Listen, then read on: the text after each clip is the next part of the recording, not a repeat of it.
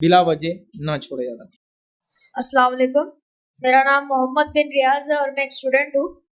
جیسا آج آپ نے فرمایا کہ قرآن کو جب ہی یاد کیا جاتا ہے جب کسی کی موت ہوتی ہے اور اس کو قرآن پڑھ کر اس پہ بخشا جاتا ہے، تو کیا یہ اسلام میں جائز ہے؟ کیسا میں نے سنا تھا کہ جب کسی کا دم نکلتا ہے تو اس کا عمل نامہ اسی کے ساتھ بند ہوا جاتا ہے، تو کیا یہ جائز ہے؟ ہم کیا کر سکتے ہیں کسی کے موت؟ بھائی نے سوال کیا کہ قرآن کو کوئی شخص مر جائے تو پڑھ کر بخش سکتے ہیں؟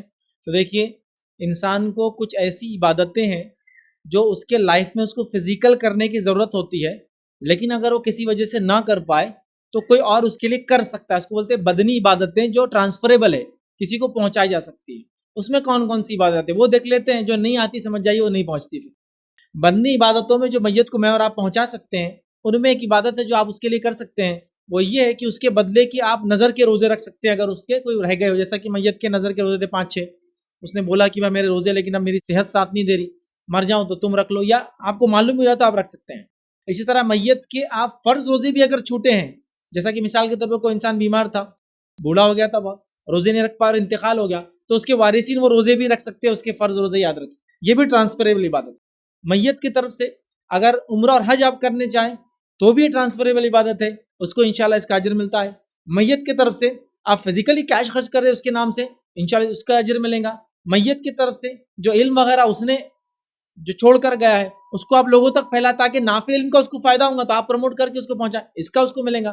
میت کی طرف سے جو اس کے وعدے تھے جو اس نے کسی سے کیا تھا آپ پورے کر دیں گے، اس کا اجر انشاءاللہ ملے گا۔ میت اگر یہ وصیت کر کے جائے کہ مرنے کے بعد میری قربانی کرنا، آپ وہ کریں گے انشاءاللہ، اس کا بھی بدنی عبادت کا ملے گا۔ لیکن نماز اور قرآن کا نہیں ملتا، حدیث میں کہیں بھی نہیں آتا ہے کہ نماز کوئی پڑھ لے میت کے بدلے تو اس کو 2 رکعت کا اجر مل جائے گا، یا قرآن پڑھ لے۔ ہاں، آپ نماز پڑھ کر اپنی دعا کرنا چاہتے ہیں کسی کے لیے تو ایک الگ بات ہے۔ قرآن پڑھ کر آپ دعا کرنے کے بعد بخشوانے کا بڑا مسئلہ ہے، مطلب زندگی میں کوئی پارسل نہیں بھیجیں گا اور بعد میں ایصال کرتے ہیں لوگ، اس کو پارسل بھیجتے ہیں کہ بھائی ایصال، قرآن کا ایصال، تو یہ ایصال نہیں ہوگا۔ کیا ایصال ہوتا میں نے سب بتا دیا آپ کو۔ روزہ کیجئے، منت کے روزے کیجئے، عمرہ کیجئے، حج کیجئے، صدقات کیجئے، خیرات کیجئے، یہ نہیں ہوتا بہرحال۔ تو لہٰذا قرآن کا کوئی تذکرہ نہیں، کچھ علماء کے اقوال ہے لیکن سنت سے ثابت نہیں ہے۔ نبی اکرم صلی اللہ علیہ وسلم کے زمانے میں صحابہ کا انتقال ہوا، تابعین کے زمانے میں صحابہ کا انتقال ہوا، تابعین کے زمانے تابعین کا، کسی نے بھی قرآن پڑھ کے بخشو کر کبھی بھی کسی سے نہیں کہا، یاد رکھیے۔ تو اس سے پتہ چلا یہ وہ بدنی عبادت ہے جو انسان کو خود اپنی زندگی میں کرنا ہوں گی۔